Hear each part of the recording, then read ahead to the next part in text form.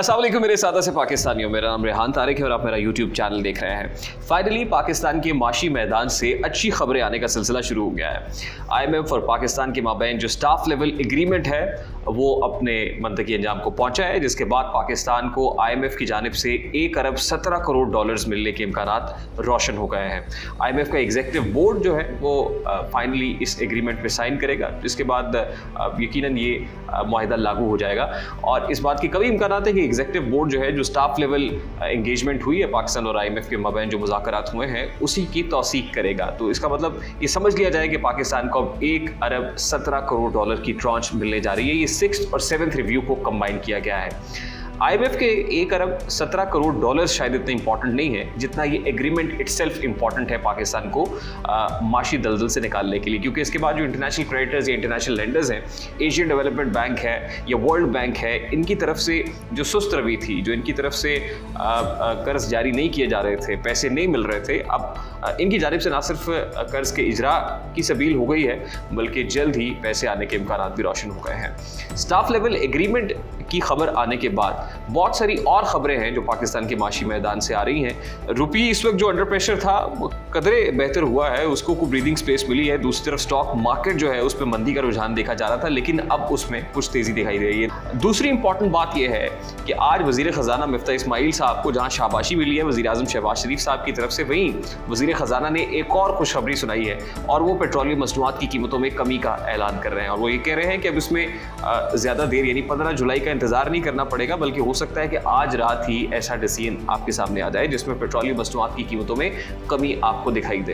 कहा यह जा रहा है कि आज रात तक पेट्रोल की कीमत में 18 रुपये कमी के इम्कानात हैं, जबकि डीजल की प्राइस के अंदर को 25 रुपये फी लीटर कमी के इम्कानात जाहिर किए जा रहे हैं। अब IMF के साथ जो हमारा मुआहिदा हुआ है उसमें बुनियादी कंडीशंस क्या है। देखिए, समझने की बात यह है कि सबसे पहले तो IMF ने ये बताया है कि अगर हमारे फॉरेन एक्सचेंज रिजर्व्स नीचे जा रहे थे, जैसे खुदा न खासा श्रीलंका के अंदर हुए, हम ये लोग ये इम्कान जाहिर कर रहे थे कि पाकिस्तान श्रीलंका बनने जा रहे हैं, लेकिन आई एम वेरी हैप्पी और सबको होना चाहिए, पूरे कौम को इस पर खुश होना चाहिए कि पाकिस्तान एटलीस्ट श्रीलंका नहीं बन सकता इस IMF के एग्रीमेंट के बाद।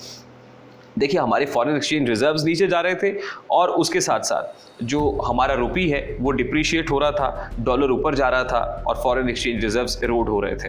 एक्सचेंज रेट हमारा जो है वो काबू में नहीं आ रहा था। इसकी बुनियादी 2 वजूहात बताई हैं। उन्होंने कहा कि इसकी वजह एक तो हाई इंटरनेशनल प्राइसेस थी, यानी इंटरनेशनल मार्केट के अंदर कमोडिटी प्राइसेस बढ़ रही थी। दूसरा, हमारे डिलेड पॉलिसी एक्शंस थे फाइनेंशियल ईयर 2022 के अंदर, यानी 2022 के अंदर पाकिस्तान तहरीक इंसाफ हुकूमत की तरफ से जो फाइनेंशियल एक्शंस हैं जो बर वक्त लेने चाहिए थे उसमें कुछ डिलेज आए, और दूसरा जो कमोडिटी प्राइसेस इंटरनेशनल मार्केट के अंदर बढ़ रही थी उसकी वजह से हमारा एक्सचेंज रेट काबू में नहीं आ रहा था और उसकी वजह से ही हमारा रुपी डिप्रिशिएट हो रहा था।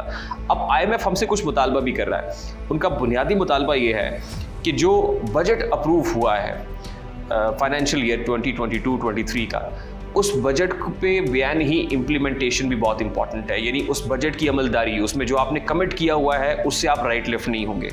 दूसरी इंपॉर्टेंट चीज़ वो ये है, वो कह रहे हैं कि आप सोशल सेफ्टी नेट जो है उसको एक्सपैंड करें, क्योंकि जो वल्नरेबल क्लास है ऑब्वियसली उसके ऊपर इसका बहुत ज़्यादा बोझ नहीं आना चाहिए, तो आप इस सोशल सेफ्टी नेट को एक्सपैंड करें।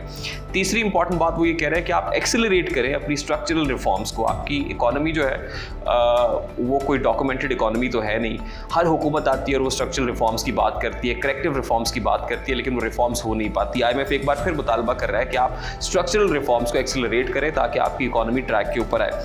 तीसरी इंपॉर्टेंट बात वो ये कर रहे हैं कि आप जो अपनी स्टेट ओन्ड एंटरप्राइजेज हैं, जिसमें आपके बहुत सारे ऐसे जो हुकूमती इदारे हैं जो सफ़ेद हाथी बने हुए हैं, इस वक्त PIA का भी यही हाल है, स्टील मिल बड़े अरसे से ऐसे ही है, पाकिस्तान रेलवेज़, ये इस तरह की जो स्टेट ओन्ड एंटरप्राइजेज हैं जिसको रियासत पाकिस्तान ओन करती है, हुकूमत पाकिस्तान ओन करती है, इन इदारों की प्राइवेटाइजेशन के हवाले से या इनको प्रॉफिटेबल बनाने के लिए आप काम करें। अदरवाइज़ आपका बहुत सारा ज़र मुबादला जो है वो इन्हीं इदारों में इनके मुलाजमीन को तनख्वाहें देने, इनकी पेंशन्स देने और सफ़ेद हाथी पालने में लग जाएगा। तो IMF की तरफ से ये मुतालबा किया जा रहा है। IMF के साथ मुआहिदे में आ जाने का मतलब आपकी इकोनॉमी के अंदर फिस्कल डिसिप्लिन होता है। अगर आप इस एग्रीमेंट में आ गए हैं, आप नहीं भी करना चाहते, आप पॉलिटिकल डिसीजंस लेना चाहते हैं, तो IMF आपको ऐसा नहीं करने देगा। इसका मतलब ये है आपकी इकोनॉमी के अंदर फिस्कल डिसिप्लिन आएगा।